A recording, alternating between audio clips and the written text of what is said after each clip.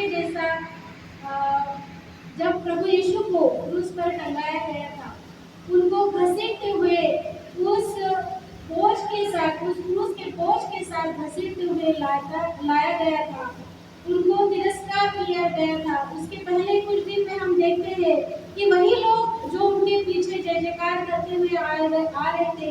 उनको सम्मान दे रहे थे, अपने कपड़ों को उतार कर उस गड़ी में सवार होकर जब यीशु मसीह आ रहे थे तब वो जय जयकार कर रहे थे। और आज वही दिन है, उस दिन में वही लोग हैं जो आज प्रभु का तिरस्कार कर रहे हैं और उसको क्रूस पर टंगाने के लिए ललकार रहे हैं। तो आज इस समय में जब प्रभु यीशु दो जो अन्य और कुकर्म थे, जो डाकू थे, उनके साथ में क्रूस में टंगाया गया था, जिस समय प्रभु को क्रूस पर टंगाया गया था उस समय उनकी ताड़नाएं की गई थी। साथ ही साथ हम देखते हैं कि जो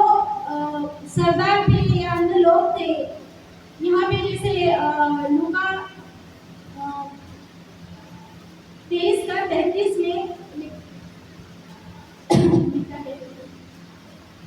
जब वे उस जगह जिसे खोपड़ी कहते हैं पहुंचे तो उन्होंने वहां उसे और उन कर्मियों को भी, एक को दाहिने और दूसरे को बाईं ओर क्रूस पर चढ़ाया। जब यहाँ पे चढ़ाया गया था, साथ में नीचे में हम देखते हैं कि उन्होंने चिट्ठियां डालकर उसके कपड़े बांट लिए। जब क्रूस पर प्रभु यीशु को टंगाया गया, उनके कपड़े फाड़े गए, यहाँ तक कि उसकी कुर्ती जो बुनी हुई थी, जो फट नहीं सकती थी, तो उसके ऊपर उन लोगों ने चिट्ठियां डाली कि ये किसको मिल सके, और आपस में वो लोग ठट्टा करने लगे। यहाँ तक कि वहाँ का जो सरदार था वो भी प्रभु यीशु की ठट्टा करने लगा। यहाँ पे देखते हैं कि उस सरदार ने कहा कि ये अगर मसीहा है तो ये खुद को बचा सकता है, क्योंकि इसके पहले उसने उस वार्ता को सुना था, जैसे कि प्रभु यीशु ने याहीन की बेटी को जिलाया, लाजर को कब्र में से जिलाया। तो इस बात को जानकर वो सरदार कह रहा है कि अगर वो दूसरों को बचा सकता है तो ये खुद को भी बचा सकता है। आगे हम देखते हैं कि जो सिपाही थे उन्होंने भी आकर उसकी ठट्टा कर उनको सिरका पिलाया और यहाँ तक कि कहा कि ये यहूदियों का राजा है, और उनके ऊपर एक दोष पत्र लिखा और वहां पे लिखा है कि यह यहूदियों का राजा है। यहाँ से आगे हम देखते हैं कि जैसे लोगों ने उनकी जैसे कोई राजा रहता है तो उनको सम्मान के साथ लेके आते हैं, आदर सम्मान करते हैं, गद्दी पर बिठाते हैं, फूलों का हाथ चढ़ाते हैं। यहाँ पर इस राजा को सम्मान के साथ नहीं तो अनादर के साथ लाया गया और उस तलवारी क्रूस पर टंगाया गया, जो हमारा आज राजा कहलाता है।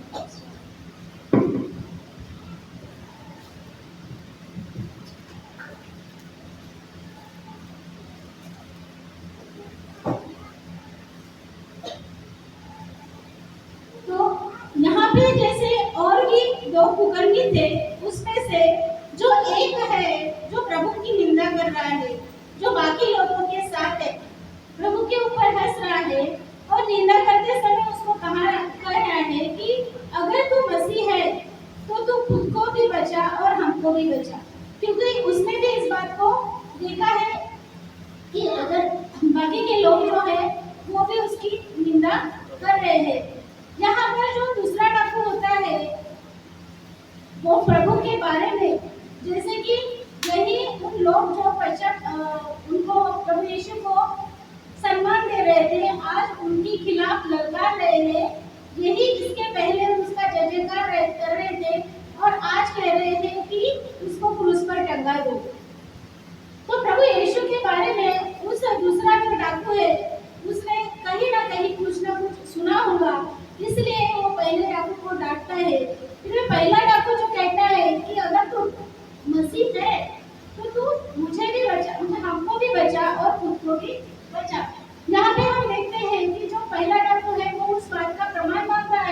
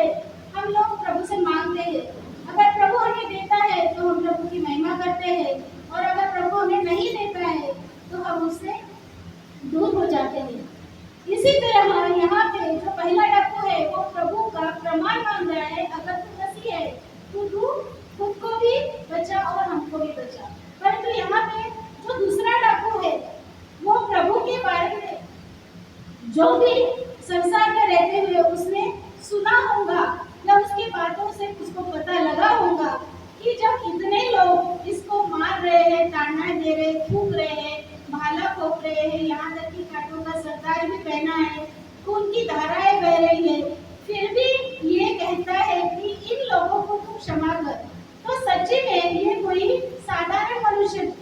नहीं है जो परमेश्वर से प्रार्थना कर रहा है कि लोगों को क्षमा कर दे। तो इसीलिए वो उसकी आत्मिक आंखें खुलती है और वो उस समय प्रभु यीशु से कहता है कि हे यीशु, जब तू अपने राज्य में आए तो मेरी सुधि लेना।